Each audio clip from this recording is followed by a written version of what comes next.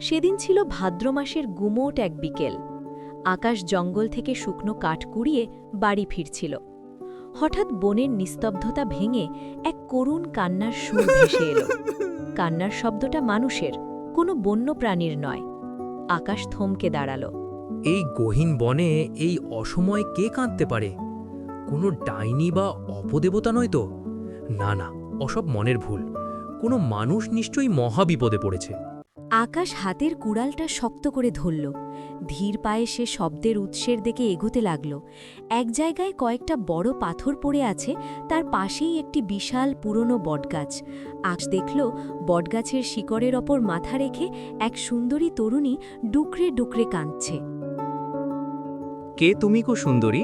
এই ভয়ঙ্কর জঙ্গলে একা বসে এভাবে কাঁদছ যে? কোনো বাঘের মুখে পড়লে তো রক্ষে থাকবে না। পথ হারিয়ে ফেলেছ নাকি? আপনি কে? আপনি কি আমাকে মেরে ফেলবেন? দয়া করে আমাকে ছেড়ে দিন। আমি এমনিতেই পথের কাঙাল। আমার কাছে কেড়ে নেওয়ার মতো কিছুই নেই। আরে না না, তুমি ভয় পাচ্ছ কেন? আমি এই বনেরই মানুষ, এখানে একা থাকি। মানুষকে মারা আমার ধর্ম নয়। আমি তো তোমার কান্না শুনে সাহায্য করতে এলাম। আমি আকাশ। আর তোমার নাম কি? কোত্থেকে আসছো তুমি? আমার নাম মায়া। আমার কোনো দেশ নেই আকাশবাবু, কোনো ঘর নেই। আমাদের গ্রাম ছিল নদীর ধারে। সর্বনাশা নদী একজন রাক্ষসীর মতো আমাদের ঘর বাড়ি, বাবা মা সব গিলে খেল। আমি কোনো মতে প্রাণ হাতে নিয়ে পালিয়ে এসেছি। 3 দিন ধরে জঙ্গলে জঙ্গলে ঘুরছি। পেটে এক দানা অন্ন নেই। কোথায় যাব, কে আমাকে আশ্রয় দেবে ভেবে পাচ্ছিলাম না। তাই এই গাছের নিচে বসে কাঁদছিলাম আর নিজের মৃত্যুকে ডাকছিলাম। দেখো মায়া, তোমার মতো একলা মেয়ের এই জঙ্গলে থাকা নিরাপদ নয়। কিছুক্ষণ পরেই অন্ধকার নামবে। তখন শেয়াল আর বাঘ খাবারের সন্ধানে বেরোবে। তারা কিন্তু তোমার দুঃখ বুঝবে না। তোমার যদি আমার ওপর বিশ্বাস থাকে, তবে আমার ওই কুড়ে ঘরে আসতে পারো। আপনার ঘরে? কিন্তু লোকে বলে বনের মানুষ নাকি খুব নির্দয় হয়। আপনি আমাকে ঠকাবেন না তো? লোকেরা অনেক কথাই বলে, কিন্তু আমি তোমায় কথা দিচ্ছি, তুমি আমার ঘরে আমার আপন বোনের মতো থাকবে। আমি একলা মানুষ, আমার দিনগুলো খুব একা কাটে। তুমি থাকলে অন্তত কথা বলার একজন মানুষ পাবো। তুমি রাজি? মায়া আকাশের চোখের দিকে তাকিয়ে এক অদ্ভুত সততা দেখতে পেল। এই সমাজে যেখানে সবাই নিজের স্বার্থ বোঝে, সেখানে এই সম্পূর্ণ অচেনা মানুষটি তাকে আশ্রয় দিচ্ছে। এটি ভাবতেই তার চোখে আবার জল এলো। আপনি কত উদার মানুষ। আমার মতো অনাথকে কেউ আশ্রয় দিতে চায় না। সবাই শুধু দূর দূর করে তাড়িয়ে দেয়। আপনি আমাকে শুধুমাত্র আশ্রয় দিলেন না, এক নতুন জীবন দিলেন। আমি আপনার সাথে যেতে রাজি আছি আকাশবাবু। আমার আর কোনো আপত্তি নেই। বেশ, তাহলে চলো। দেরি হলে বিপদ বাড়বে। আর আমাকে বাবু বলে ডাকার দরকার নেই, শুধু নাম ধরেই ডেকো।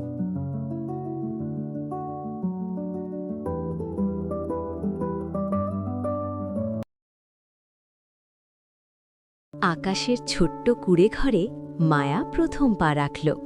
ঘরটা খুব বড় নয়, কিন্তু বেশ পরিষ্কার। এক কোণে রান্নার কিছু হাঁড়িকুড়ি, অন্য কোণে আকাশের সবার মাদুর। বাইরের উঠোনে একটি তুলসীতলা আর রান্নার চুলা। এই আমার রাজপ্রাসাদ মায়া। জঙ্গলটা অনেক ভয়ঙ্কর হতে পারে, কিন্তু এখানে মনটা পরিষ্কার রাখা যায়। মানুষের কোলাহল নেই, তাই শান্তি আছে। আপনার ঘরটা ছোট হতে পারে, কিন্তু আপনার মনটা আকাশের মতোই বড়। আমি এখানে নিজেকে খুব নিরাপদ বোধ করছি। আকাশ মুচকি হাসল। সে ঘরের কোণ থেকে কিছু শুকনো আপেল আর বনের ফল বের করে আনল। নাও, এগুলো খেয়ে নাও। গ্রাম এখান থেকে অনেক দূরে, তাই ভাত রুটি জোগাড় করা আমার পক্ষে সবসময় সম্ভব হয় না। বনের ফলমূল খেয়েই আমার দিন কাটে, এতে শরীর ভালো থাকে। মায়া ক্ষুধার্ত ছিল। সে ফলগুলো পরম তৃপ্তিতে খেতে লাগল। আকাশ, আপনার বাড়ির সামনে এই জমিটা তো পড়ে আছে। এখানে কিছু চাষবাস করলে তো আমাদের খাবারের অভাব হতো না। বনের উপর সবসময় নির্ভর করতে হতো না। তুমি ঠিকই বলেছ মায়া, আমারও খুব ইচ্ছে চাষ করার, কিন্তু চাষাবাদ তো আমি জানি না। ছোটবেলা থেকে কুড়াল চালিয়েছি, লাঙ্গল তো কখনো ধরিনি। তাছাড়া বীজ কেনার টাকাও আমার নেই। আপনি চিন্তা করবেন না, আমি চাষাবাদ সম্পর্কে অনেক কিছু জানি। ছোটবেলায় আমার বাবাকে সাহায্য করতাম। একদিন দেখবেন আপনার এই পোড়ো জমি সবুজ ফসলে ভরে উঠবে। আকাশ অবাক হয়ে মায়ার দিকে তাকালো। এই মেয়েটির ভেতরে এত গুণ! সে মনে মনে ভাবল, সত্যিই ঈশ্বর হয়তো এই মায়াকে তার একঘেয়ে জীবনে আলো হিসেবে পাঠিয়েছেন। দিন গড়াতে লাগল। আকাশের নির্জন কুঁড়েঘরটা এখন আর আগের মতো খাঁ খাঁ করে না। মায়া আসার পর ঘরটা যেন এক নতুন জীবন পেয়েছে। সকালবেলা পাখির ডাকে আকাশের ঘুম ভাঙলে সে দেখে মায়া অনেক আগেই উঠে উঠোন ঝেঁটিয়ে পরিষ্কার করে রেখেছে। মাটির চুলা থেকে ধোঁয়া উঠছে আর মায়া বনের শুকনো ডাল দিয়ে জল গরম করছে। আকাশের জীবনটা ছিল কেবল বেঁচে থাকার লড়াই, কিন্তু মায়া সেখানে সুশৃঙ্খল এক মায়া ছড়িয়ে দিয়েছে। একদিন সকালে আকাশ দেখল মায়া খুব চিন্তিত মুখে আকাশের ছেঁড়া জামাটা সেলাই করছে। কি গো মায়া, এত মনমরা হয়ে কি ভাবছ? সকালে তো ঠিকমতো কিছু খেলে না। আকাশ, আমরা এভাবে কতদিন চলব? প্রতিদিন তুমি জঙ্গলে যাও, কাঠ কাটো, সেই কাঠ শহরে গিয়ে বেচলে সামান্য কিছু পয়সা পাও। তা দিয়ে বড়জোর কয়েকটা দিন চলে। মাঝে মাঝে তো তুমি কাঠ বিক্রি করতেও পারো না। তখন তো আমাদের বনের ওই টক ফল খেয়েই দিন কাটাতে হয়।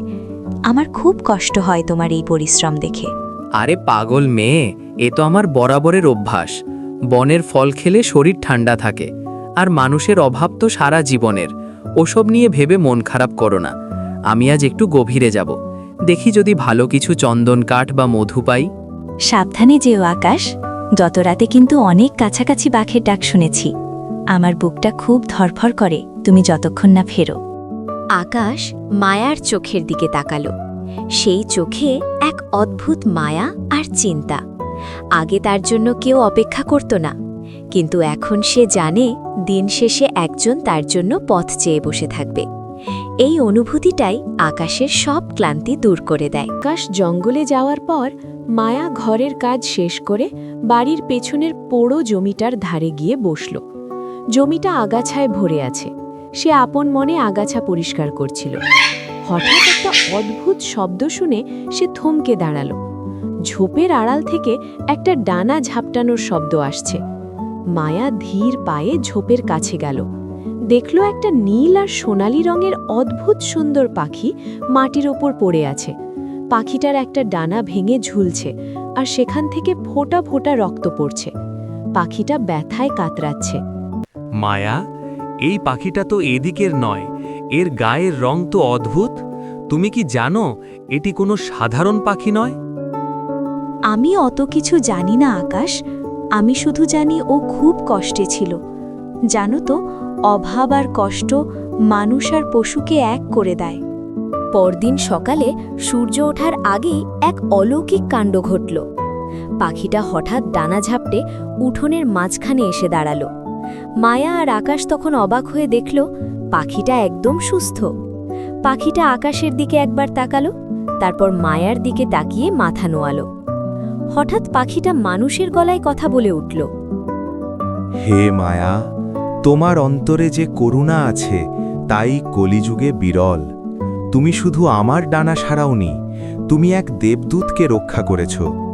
আমি এই অরণ্যের রক্ষক, বনদেবীর বাহন। আমাদের ক্ষমা করবেন প্রভু, আমরা সাধারণ মানুষ, আপনাকে চিনতে পারিনি।